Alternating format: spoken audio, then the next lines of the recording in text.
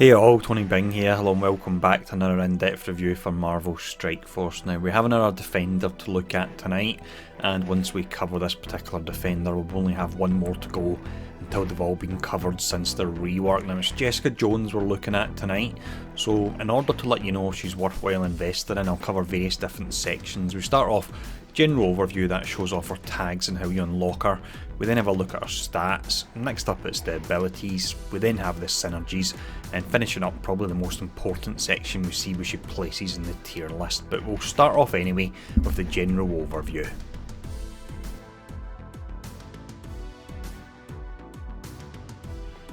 Jessica Jones then is a controller class, and her cleanse abilities, that's both on her own teammates and the enemy, really are second to none. Now when we look at the tags, it's hero, city, bio, controller and defender. Defender tags, a very important one due to all the synergies with them now, and the city tag can be pretty important as well because we're seeing quite a few raid nodes where the city requirement is one of them. When it comes to farming her, she's a nice easy farm. She's available via 2 story nodes. You've got Villain 2.9 nice and earlier, and then you do have Nexus 4.9 which is a bit later there, but the fact she's available via 2 story modes means you can farm her up nice and quick. Now next up, let's actually have a look at her stats.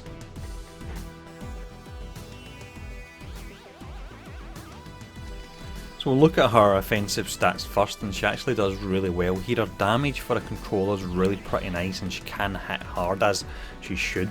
Her damage rating is up at a B. When we look at her speed, it's down at D, so it's only 100 speed she has, which is definitely on the slower side. Although one way this can slightly work in your favour is that because she's a lot slower than other characters who go first and potentially use their ultimate and such, and they'll then need to build the energy back up, it gives you the chance of using her special on her first turn to then top those characters up with energy. So I think the speed being where it is whilst it's slow does make sense for her.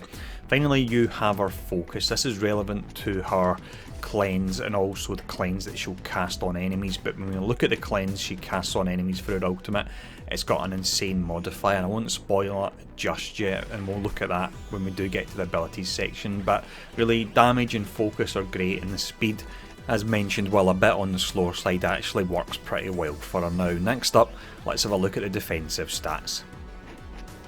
When we look at our defensive stats, they're quite similar to the offensive ones in that we have 2 stats that are really high and one that is on the lower side. So our health was up in the region of 75,000 health, so that's an A rating, which is really nice there for a controller. Our armour is down at E, but that'll be to offset the large health pool she's got.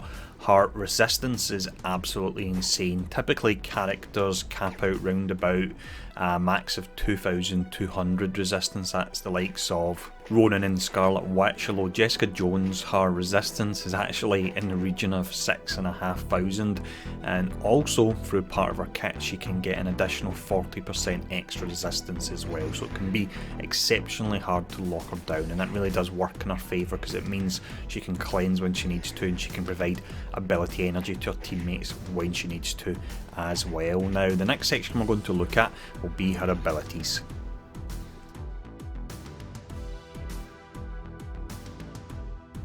The first ability we look at here then is the passive called Denial. So with this she gains 40% resistance, not that she needs it. Defender allies gain 40% resistance. They certainly do receive it because their resistance levels for the remaining 3 characters really are pretty low. Also, additional city allies gain 20% resistance and other additional allies gain 15% resistance. Now this, personally, I'm taking this to level 4, and that means the defender allies gain 30% resistance. The only real difference from then onwards is additional resistance for Jessica, which she doesn't need, and an extra 10% for defenders, which they do need, but I'm not sure it's worth all those valuable orange materials because you can see larger gains on our skills. So I would say level 4 for this particular one.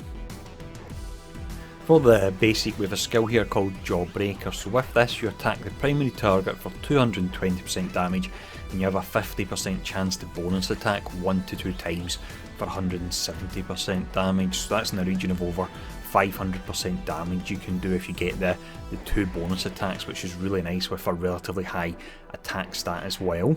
You also, with this, when it's maxed out at level 7, you generate 1 ability energy for a random defender ally, and also each attack has a 50% chance to generate 1 ability energy for a random ally as well. Now if you were to take this at level 6, you lose the ability to generate 1 ability energy for a random defender ally, and you also only chain up to 1 time maximum as well. So the fact that you can get ability energy on the bonus attack, I would say it's worthwhile taking this one up to level 7.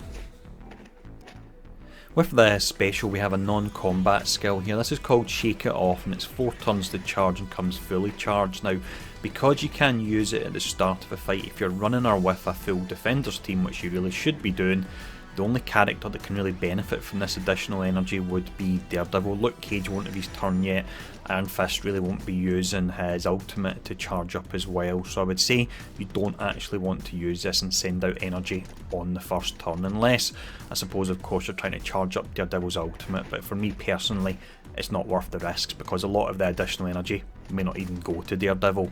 Now if we look at the specifics of the skill anyway, so it's clear all negative effects from self and all allies, generate 1 ability energy for each defender ally, and then generate 4 ability energy for random allies. So with this, the difference between level 6 and level 7 is that rather than clearing all effects from allies, you actually only clear 3 instead. Now you have to be really unlucky if you've got more than 3 debuffs on yourself, so personally this is one that I would take up to level 6.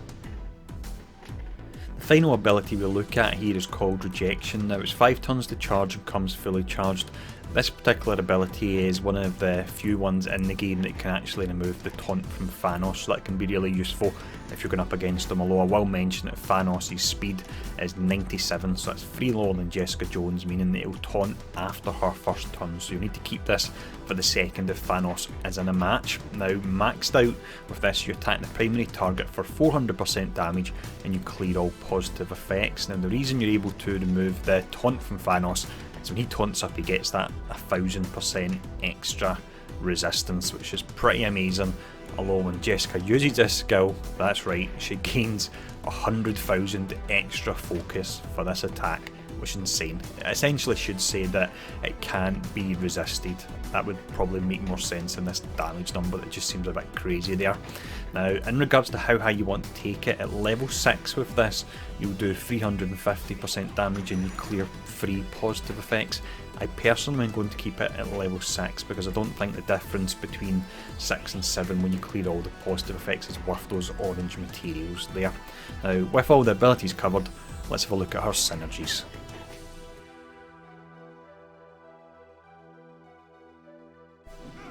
When we look at the characters she works well with, like the other defenders we have covered, you want to run them first and foremost with a defenders team. That's where you actually get the most out of them. If you drop in Punisher as well, he can be another great character that works in that team, same with Miss Marvel. Now when we look at other characters that can actually work quite well if you want to just experiment a bit, these are characters that go slower than her, have ultimates that hit like a truck but need to be charged. So you could have the likes of Crossbones, his speed is 1 slow, it comes in at 99, then you've got Wolverine 4, and you've also got Hulk as well there. Personally I would say go for a defenders team, but again as mentioned, if you want to play around a little bit and try different combinations, that could be an option there. Now let's look at characters you want to avoid. When we look at characters you want to avoid, then Jessica's the first character where I wouldn't say she's god status or anything like that, but she really doesn't have any obvious weaknesses that other enemies can take advantage of.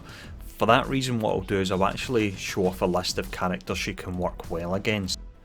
First one we have here is Thanos. We've already touched on him and the fact that she's one of the few characters that can dispel his taunt. You've then got characters that can apply a lot of buffs to themselves. This isn't an exhaustive list, but for example you've got Luke Cage and Nebula. Next you have characters that will genuinely go before her and can add a ton of debuffs to yourself. So you've got Quake, so you can get rid of the slows. You've got Hawkeye, when he eventually charges up the blind you can cleanse that. Doctor Strange, he'll go before and potentially flip any buffs. Same with Mordo casting his heal blocker blind, and then finally she can be really nice against Spider-Man because he'll cast that defense down and you'll go after him and just shake it off, as the skills actually call, so that can be really nice there. Now with all that covered, let's see where she places in the tier list.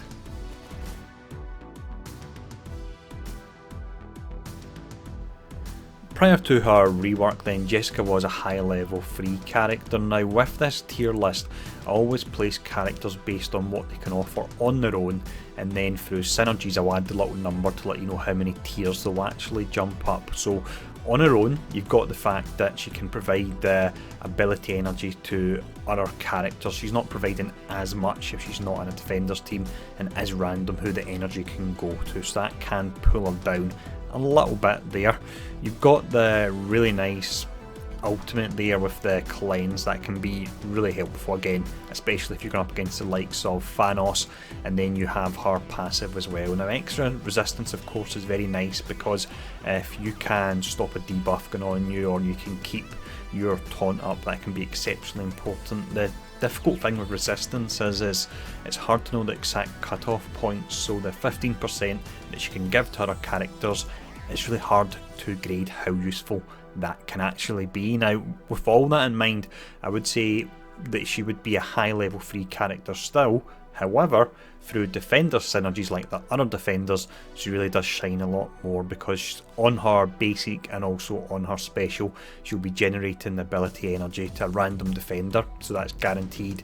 And then you've got the additional ability energy that's going out there as well, and then you've got that extra 30% resistance, which is a big amount, and that would make more of a difference than the 15% of course. So I would say that she would move up 4 slots with that, meaning she would be a low level and mega character. So in a defenders team, she really is fantastic. Now as always, let me know if you're farming any particular teams, or if you're farming a defenders team and playing with them, how you're getting on and how you're enjoying them. Personally, I just unlocked Nick Fury at last. However, because all my resources had to go into Kree, I've got nothing to actually level him up, and I'm aware that Mystique will be out soon.